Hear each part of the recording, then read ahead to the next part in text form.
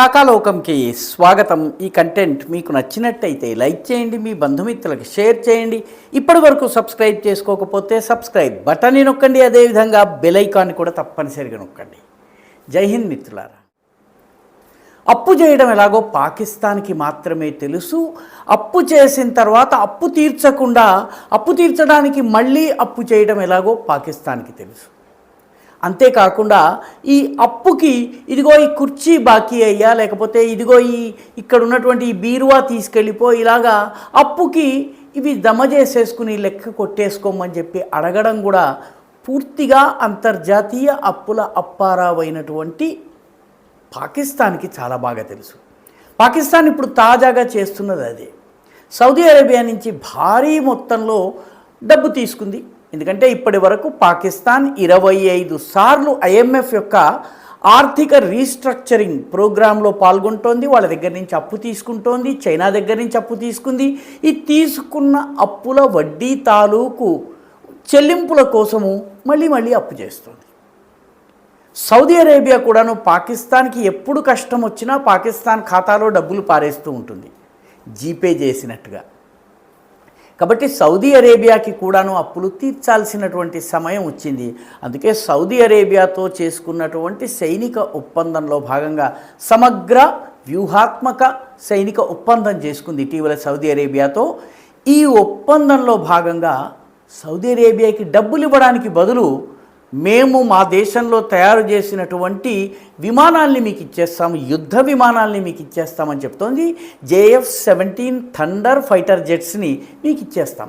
ఇటు ఆఫ్ఘనిస్తాన్లో ఇటు ఆఫ్ఘనిస్తాన్తో అటు భారతదేశంతో ఉద్రిక్త పరిస్థితులు కొనసాగుతున్నటువంటి నేపథ్యంలో, ఆపరేషన్ సింధూర్లో ఘోరంగా దెబ్బతిన్న నేపథ్యంలో కూడా పాకిస్తాన్ తన యుద్ధ విమానాల్ని JF-17 థండర్ ఫైటర్ జెట్స్ని సౌదీ అరేబియాకి ఇచ్చి అప్పు కింద జమగట్టుకోమని చెప్పి అడుగుతోంది. నిజానికి ఈ JF-17 thunder fighter jets China తయారీ. అయితే దీనిని పాకిస్తాన్లో తయారు చేస్తున్నారు. దీని మొత్తం తయారీలో 42% చైనాలో జరిగితే 58% పాకిస్తాన్లో జరుగుతోంది. ఈ చైనీస్ ఫైటర్ జెట్స్ ఇటీవల ఆపరేషన్ సింధూర్ సమయంలో పూర్తిగా నిష్ఫలమైనవి, ఎందుకు పనికి రాకుండా పోయినాయి. కానీ వాటిని సౌదీ అరేబియాకి అమ్మేస్తోంది, అప్పుకి బదులుగా అమ్ముతోంది. అయితే ఏమని అమ్ముతోంది? మా దగ్గర కూడాను JF-17 థండర్ ఫైటర్ జెట్స్ ఉన్నాయి, మీ దగ్గర కూడా JF-17 థండర్ ఫైటర్ జెట్స్ కనుక ఉన్నట్టయితే ఇంటర్ ఆపరబిలిటీ కుదురుతుందంటే వీటిని ఉపయోగించటము మీ సైన్యాలకి మా సైన్యాలకి, అవసరమైతే మీ భూమిలో మా సేనలు వచ్చి పనిచేయడానికి వీటి మెకానిజం తెలిసిన వాళ్ళు, పెట్రోల్ ఫ్యూయల్ రీఫ్యూయల్ చేసుకోవడం దగ్గర నుంచి అన్నిటికీ కూడా కుదురుతుంది కాబట్టి అని చెప్పి అమ్ముతోంది. కానీ ఆపరేషన్ సింధూర్లో ఇవి చావు దెబ్బతిన్న విషయము చెప్పటం లేదు.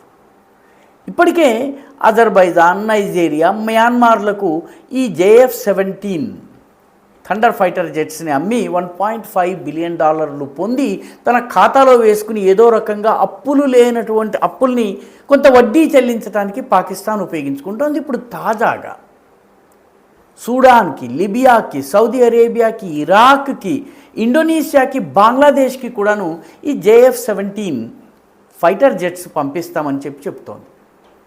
అయితే ఇక్కడ కిటుకుంది. కిటుకేమిటి?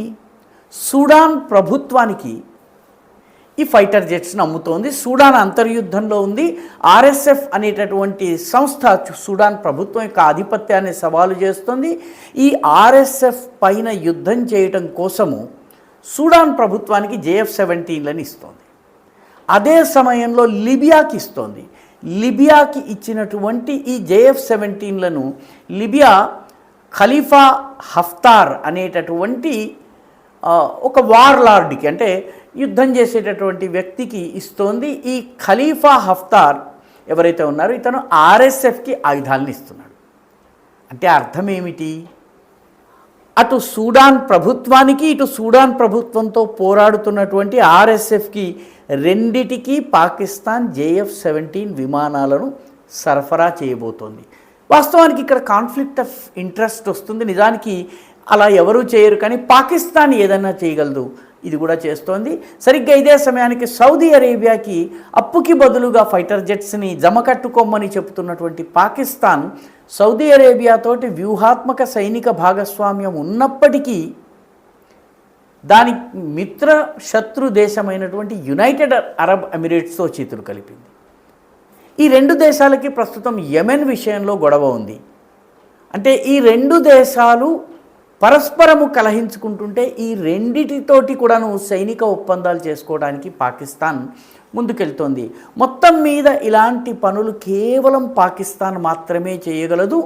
ఇరువైపుల రెండు సరిహద్దుల్లో ఉద్రిక్తతలు ఉన్నప్పటికీ తన యుద్ధ విమానాల్ని బాకీ కింద జమ కట్టుకోమని సౌదీ అరేబియాకి ఇవ్వడము, అవే యుద్ధ విమానాలకి పోరాడుతున్న రెండు పక్షాలకి అమ్మడము కేవలం పాకిస్తాన్ మాత్రమే చేయగలదు.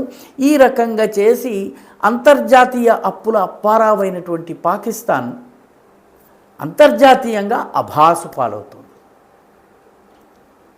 ఈ వీడియో మీకు నచ్చినట్టయితే లైక్ చేయండి, షేర్ చేయండి, ఈ ఛానల్కు సబ్స్క్రైబ్ చేయండి. మీ అభిప్రాయాన్ని కమెంట్ల రూపంలో తప్పనిసరిగా పంపించండి.